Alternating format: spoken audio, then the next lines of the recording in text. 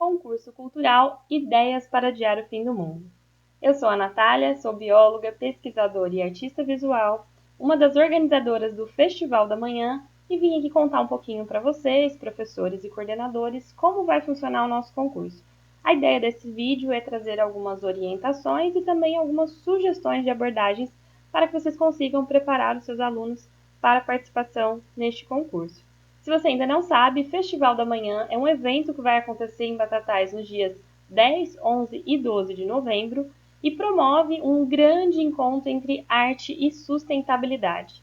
O concurso cultural, uma das ações do nosso festival, busca então envolver as nossas crianças e adolescentes da rede pública para essa temática que é tão urgente, né? Quem hoje não está sentindo e sofrendo, né, com o calor, com a fumaça, né? Todos os dias a gente acorda muita fumaça ainda no céu, muitas queimadas, a fuligem. Então, todas essas transformações, a seca intensa, a ausência de chuva, o excesso de calor, tudo isso decorrente da crise climática que nós vivemos, está muito sensível, né? Então, eu trouxe aqui como proposta Ideias para Adiar o Fim do Mundo, que é justamente um livro, né, é o mesmo nome de um livro do autor Ailton Krenak. Vou contar um pouquinho para vocês sobre ele e dar algumas sugestões de abordagens para que vocês consigam preparar os alunos para a participação no nosso concurso. Então, o livro referência, né, para a gente pensar a ideia desse concurso é o livro do Ailton Krenak, que quem ainda não conhece, vale muito a pena a leitura. Ele é um livro de fácil leitura, a linguagem muito simples, dá para fazer facilmente uma transposição didática para adaptação, né, para crianças mais novas, a gente consegue fazer facilmente essa adaptação.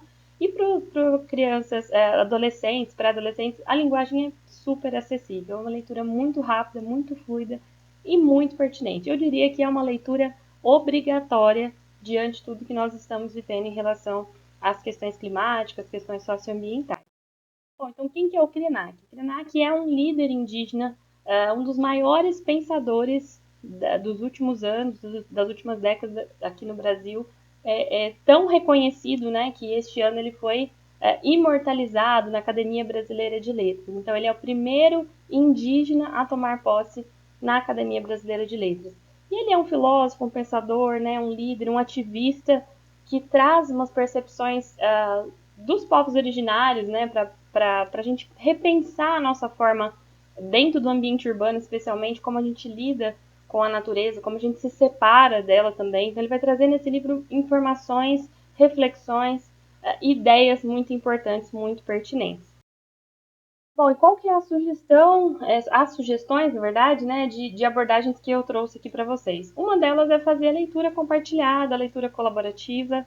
Ele é um livro com valor muito acessível, né, não é difícil de ser adquirido, mas os professores que não conseguirem também, existem alguns trechos na internet, a gente consegue fazer essa leitura, mas quem conseguir fazer essa leitura compartilhada, especialmente com o Fundamental 2, e ensino médio, eu acho que é muito válido, porque, como eu disse, é uma linguagem muito simples e muito acessível, tá? E a forma como ele coloca as palavras é muito interessante e é também uma oportunidade, especialmente para os professores de língua portuguesa, né, de trabalhar a leitura e interpretação de texto e conhecer, então, a escrita, que na verdade não é escrita, né? Muita gente não sabe, mas o Ailton, ele não escreve, né?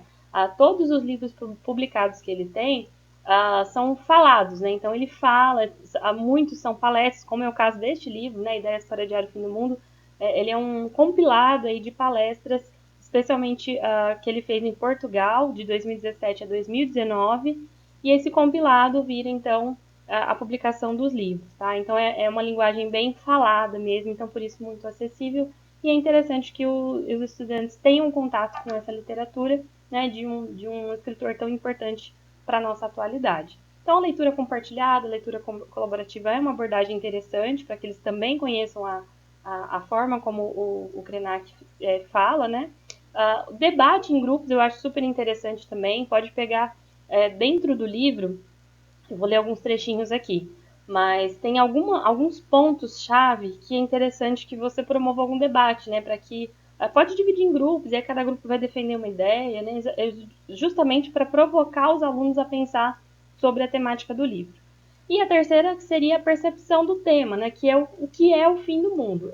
Eu trabalho muito esse livro, também sou artista visual, professora de fotografia, trabalho na área ambiental com a área cultural sempre mesclada. Então eu ensino fotografia sobre a perspectiva de adiar o fim do mundo, inspirada na obra do Ailton Krenak. E aí eu sempre começo as minhas oficinas de fotografia trabalhando justamente essa percepção. O que é o fim do mundo para você? Porque quando a gente fala fim do mundo, é muito subjetivo, né? Fim do mundo pode ser inúmeras coisas. Algumas pessoas acreditam que o planeta Terra tem um prazo de validade, que ele pode simplesmente colapsar de uma forma que vai destruir o planeta. Outras pessoas já acreditam que é uma questão da espécie humana, né? A espécie humana que vai ter um fim, e não todos os outros seres vivos do planeta Terra. Então, são percepções que são assim, o ponto-chave para a gente começar a pensar numa produção. Seja a produção do desenho, né, para os alunos mais novos, para o Fundamental 2, a produção do cordel, que foi a proposta desse concurso, e para o ensino médio, a produção de uma redação. Seja qual for a produção decorrente, de acordo com a faixa etária, é importante, né, que o aluno tenha essa percepção de como ele enxerga a questão do fim do mundo, porque é a partir disso que a criação, que a produção dele vai surgir, vai emergir, e o professor, claro, vai fazer todo o processo de mediação. E aí eu trouxe aqui algumas questões norteadoras que podem facilitar essa discussão, né, para qualquer faixa etária, com as devidas adaptações, mas são questões para ajudar vocês a provocar os alunos para essa produção, tá? Então, primeiro, o que é o fim do mundo? Cada um vai ter ali, vocês podem fazer rodas de conversa também, né, e cada um compartilhando, isso é super interessante. Ou, de repente, produzir uma frase, um pequeno texto, um desenho que represente o que é o fim do mundo. Aí cada professor, claro, vai ter liberdade para conhecendo a sua turma, principalmente, para extrair o melhor deles aí, descobrir qual que é a melhor forma de fazer essa abordagem. Mas a questão é justamente só para nortear mesmo. Então, o que é o fim do mundo?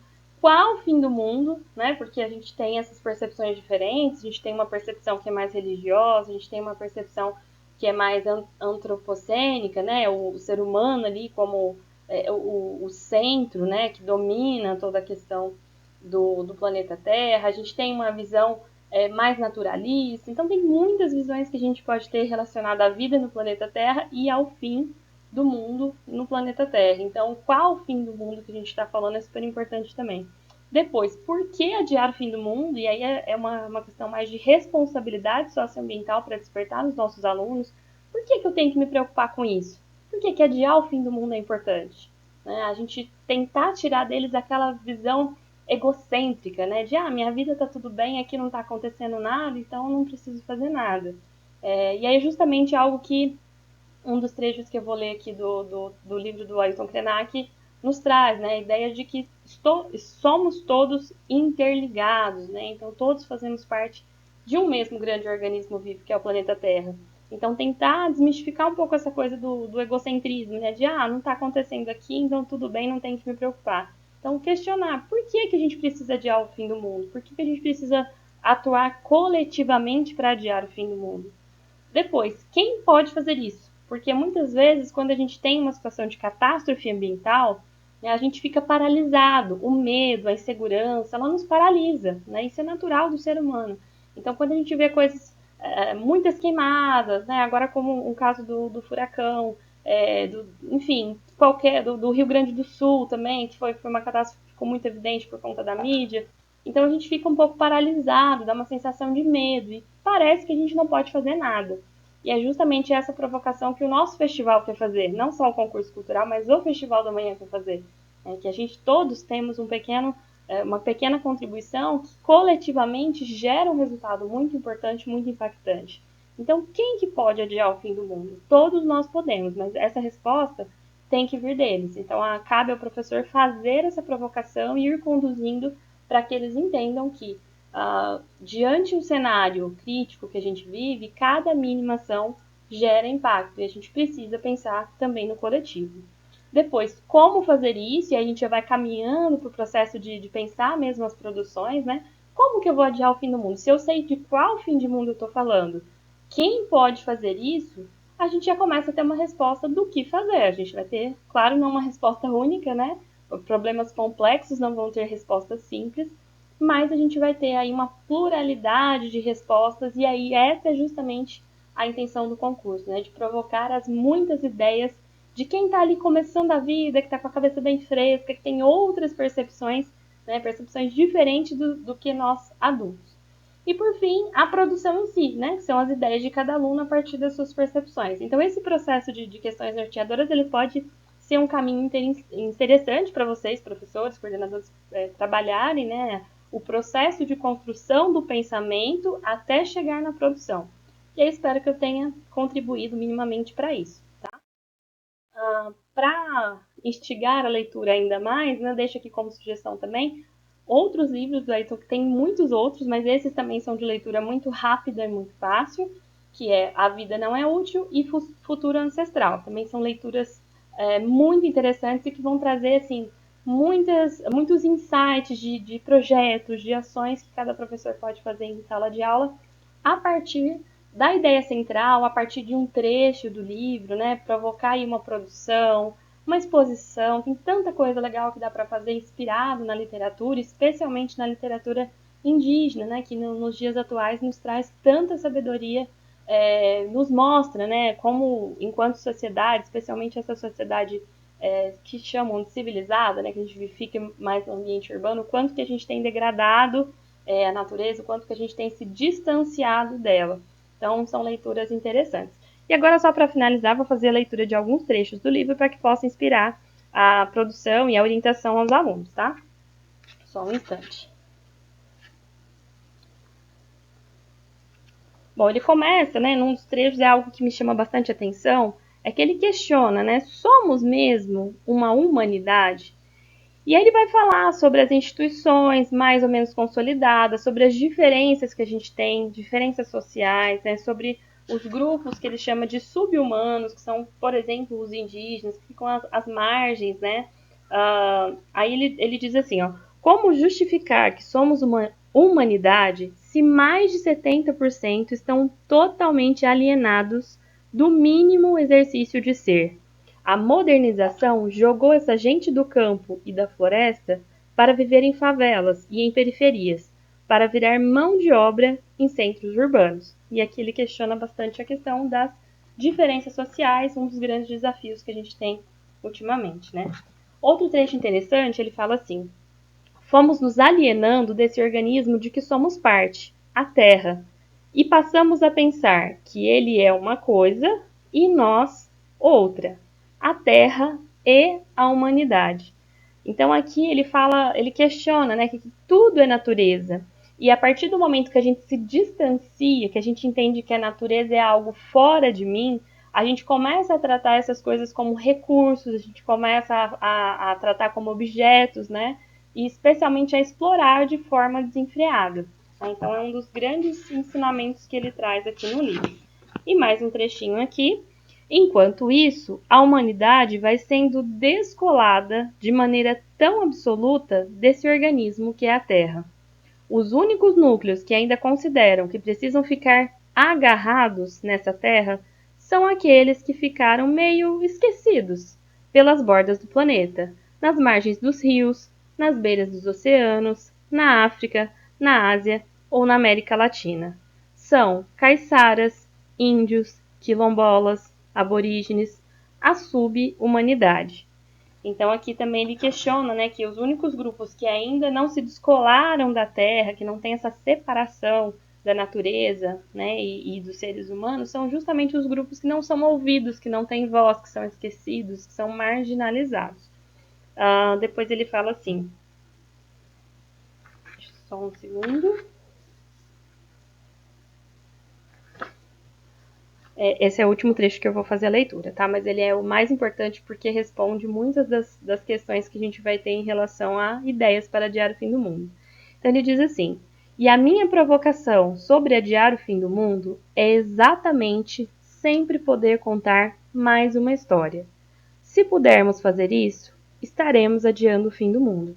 Então, o que ele nos traz de ensinamento principal que eu gostaria de compartilhar e deixar aqui com vocês é essa necessidade de reconexão com os elementos da natureza, de considerar que cada, né, alguns trechos ele fala, né, que nós despersonalizamos o rio, a montanha, né? Nós tiramos dos elementos naturais o sentido deles e transformamos eles em coisas, né? Justamente esse afastamento que justifica toda a degradação que a gente tem causado, que como consequência vem toda a crise climática, todos os problemas socioambientais que a gente tem.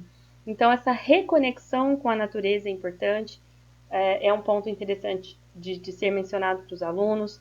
Essa necessidade, né, de pensar os recursos como algo que também é de outros seres vivos, né, pensar na proteção da biodiversidade, não colocar o ser humano como o centro das atenções, como o dono, né, de tudo isso, é um ponto interessante também de ser falado. A questão do consumismo, que ele também menciona muito, né, a forma como a gente vai se tornando consumidor, né, e não cidadão. A gente está muito mais relacionado ao nosso poder de compra do que o nosso papel social dentro da sociedade.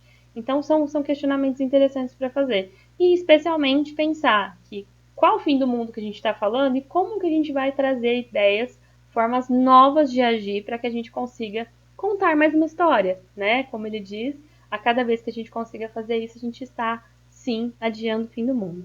Bom, é isso, né? Espero que o vídeo não tenha ficado muito longo, mas a ideia desse concurso é envolver todos os estudantes. Em breve nós vamos anunciar as premiações, a gente está dependendo de alguns patrocinadores, porque não, é um evento independente que não tem recursos próprios.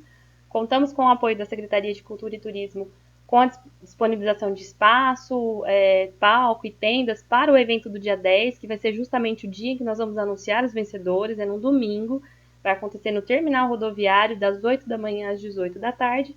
E depois também vocês terão acesso à programação completa, com o horário, né, do anúncio dos ganhadores, e também quais serão os prêmios. Nós priorizamos que os prêmios não fossem coisas materiais, mas experiências, né, justamente para ser coerente com a proposta do festival, de não gerar resíduo, né, de não ser um processo de consumismo, e sim de valorização das experiências, né, que a gente tem sentido que os estudantes, as crianças, eles têm sentido muito falta, né, por conta do ritmo de vida acelerado das famílias, né, dessa próprio mundo virtual, né, que nos desconecta um pouco das relações humanas. Então, nós priorizamos que a premiação fossem experiências. E, para isso, a gente precisou aí buscar vários recursos patrocinadores, por isso que ainda não está liberado, mas em breve vocês terão acesso também a todas as premiações. Lembrando que todos os inscritos receberão certificado de participação, as escolas também receberão, e a escola que tiver o maior número de inscritos também receberá um prêmio especial, que é uma experiência, não é algo físico, mas é uma experiência que eu acho que vai ser muito, muito interessante também, tá? Então, espero todos vocês com seus alunos participando do concurso. Em caso de dúvida, basta me procurar, né? A gente vai deixar sempre os contatos, tem o e-mail do festival, festivaldamanhã@gmail.com. Também pode me procurar diretamente pelo WhatsApp para que possa tirar dúvidas e vocês consigam fazer a inscrição de todos os alunos. É isso, muito obrigada. Espero vocês.